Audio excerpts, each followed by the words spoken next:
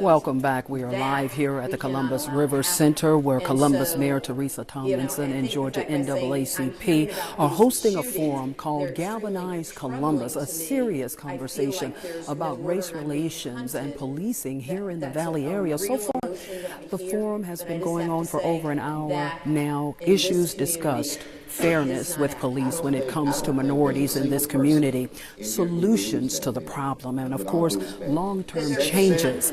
So a lot to be said here. In Georgia, polls say that Hillary Clinton is in a statistical tie with Donald Trump in the race for the White House.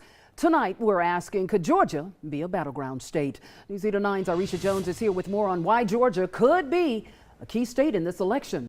We have some breaking news to tell you about. Columbus police are looking for this man, 22-year-old Ralph Kimbrough, in connection with a shooting that happened this evening outside a home on Farr Road. One of the 6 people stabbed in London overnight was an American citizen. She died from her injuries. This is video from the scene of that attack. A Louisiana truck driver has pleaded guilty to 9 criminal charges stemming from a fiery interstate crash that killed 5 nursing students last year in southeast Georgia. Hillary Clinton is on the road the day after making history accepting the Democratic nomination for president. Donald Trump was in Virginia today, where he was given a Purple Heart by a veteran. The Purple Heart is awarded to service members who suffer wounds in combat. News Leader 9 was on the road today in Pine Mountain, Georgia, at beautiful Callaway Gardens. And that is where we can find our chief meteorologist, Derek Kincaid, just standing by the water, enjoying the beautiful scenery around you. Hi, Derek. It was just last year when this suspect was wanted for car hijacking in Columbus. Today, this same suspect is wanted for many more crimes in the local area. It's a cold case police are still trying to solve. But tonight, with your help, a murderer could finally be brought to justice. Another food dog owner should keep in mind when shopping for your furry friends are treats. But keep in mind, all treats are not good for your best friend. It was 50 years ago today when hundreds marched across the Edmund Pettus Bridge for a purpose. That purpose, the right for African Americans to vote. Those marchers were battered, beaten, and brutalized. But today, hundreds more march across the same bridge, but for a different reason: to honor those who sacrificed everything for equality. If you know anything about the murder of Christopher Twitty, Columbus police would like to hear from you. And remember, a reward of up to $1,000 will be offered for information that leads to an arrest. Reporting in Columbus, Simone Doughton, WTVM News Leader 9. This logo is becoming a common sight stamped on movies and TV shows filmed in the Peach State. Remember this scene from the movie Need for Speed, shot from the 13th Street Bridge between Columbus and Phoenix City back in the summer of 2013? The movie was released in March of the following year, putting the Tri-City area on the map. A lot of shows go throughout the state and film. I mean, it's up in North Georgia, it's in South Georgia. Columbus has gotten certainly their fair share of films, and we hope as the business continues to pick up. Lee Thomas, Deputy Commissioner of the Georgia Film Office in Atlanta, says the state is making great progress in the film and entertainment industry and raking in some serious money as well. The first 25 years of our office, we did $2.5 billion. Last year, we did $6 billion. So last year we more than doubled the first 25 years of the office.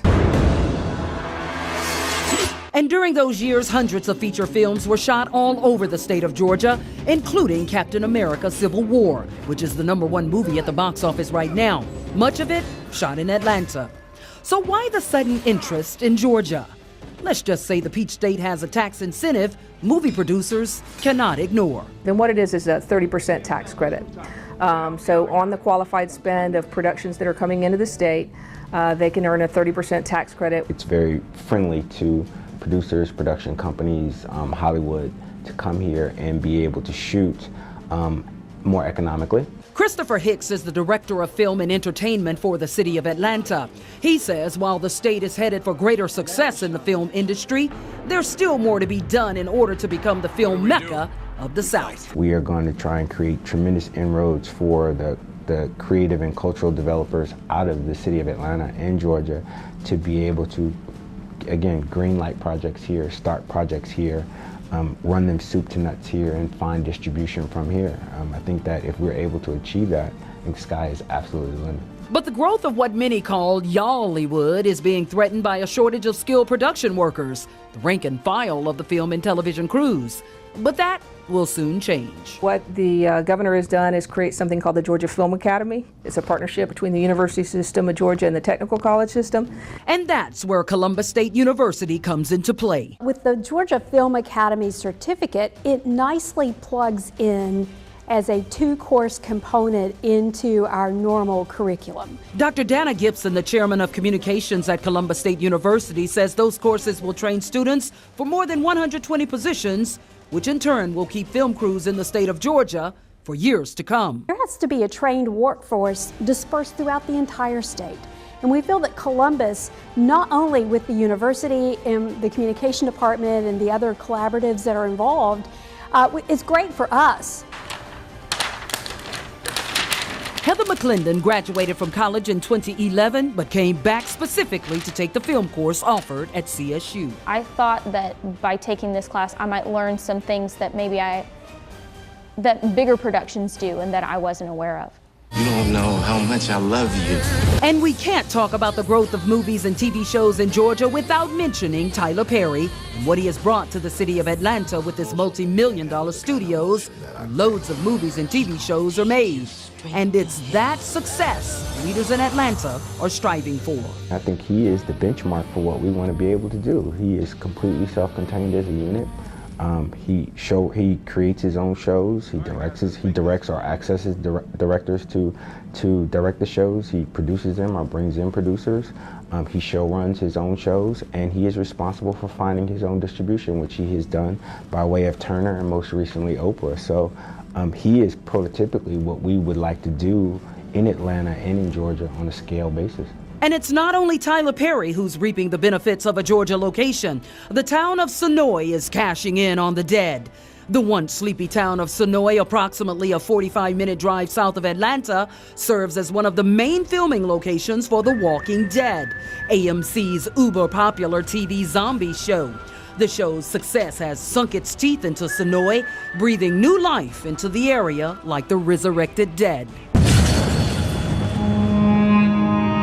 That town went from 6 storefronts to over 50, and now they've built on a new wing that's already completely pre-leased. Right now, Georgia has several movie studios, with more currently in development in and around the Atlanta area, giving Georgia more resources it needs to compete with the big boys in the film industry. I do think that we will give other places a run for their money as far as the creative component of what we do and the sustainability and the growth, no doubt.